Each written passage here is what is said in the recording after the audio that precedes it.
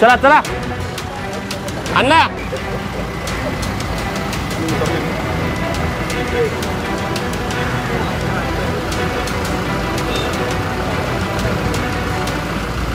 खरं तर आपण डोळ्यानं पाहताय की कशा पद्धतीने शेतकरी राजा उद्ध्वस्त झालेला आहे. ओला दुष्काळाबद्दल तुम्ही काय मंत्री म्हणून मंत्रिमंडळामध्ये? बिलकुल ओला दुष्काळ तर अक्कलकोटमध्ये जाहीर करण्यासारखी परिस्थितीच आहे.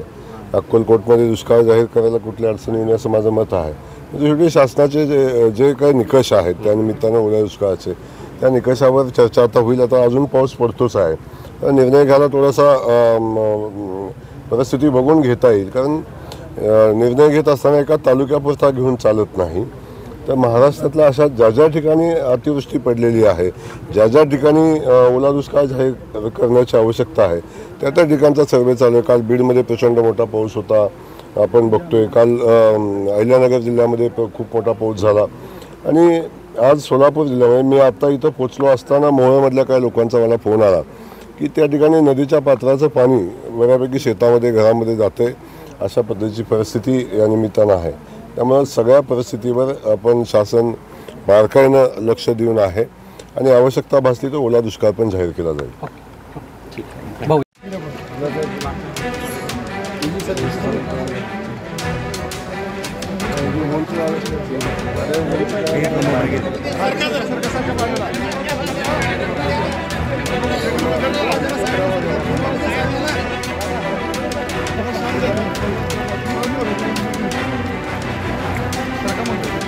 नहीं बैठ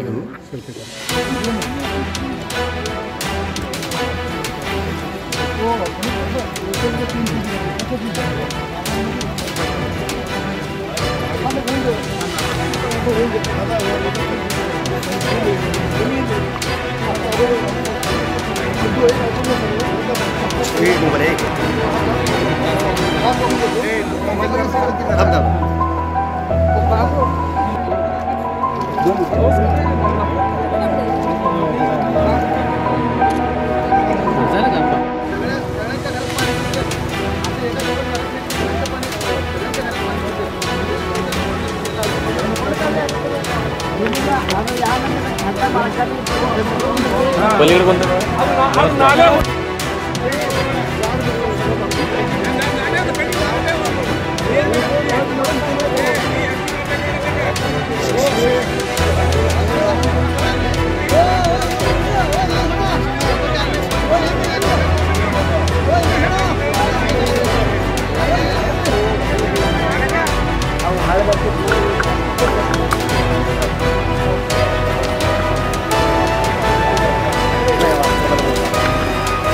पाणी उतरल्यामुळे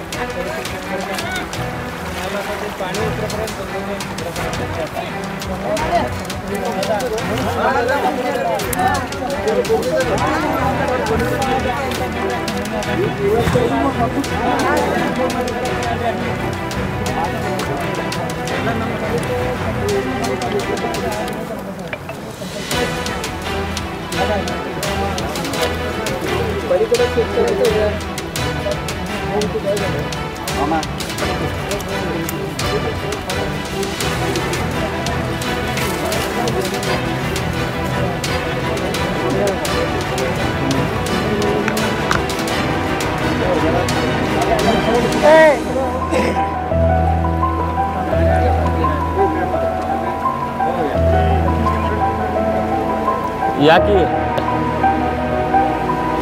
ड्रोन सोडू दे. ये इकडे पाहिजे नाही आणि पाण्याच्या ह्याच्यात है.